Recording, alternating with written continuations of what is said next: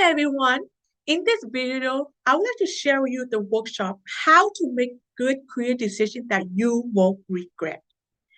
So, if you are afraid of making the wrong career decision, then this workshop is for you.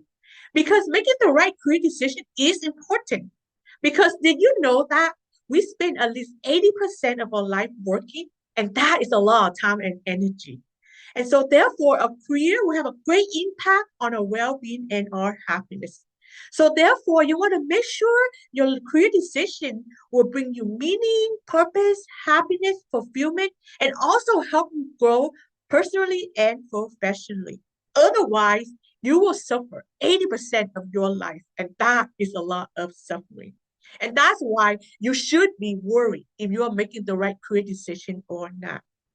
So in this workshop, you will learn how to start your career successfully so you get a head start.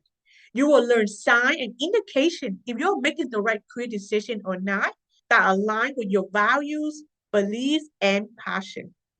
And if you need to adjust along the way, this workshop will also guide you how to adjust successfully so you won't feel like you have wasted your time and energy in the past. You will also learn how to spot out learning opportunity to develop yourself so you can adjust your career successfully.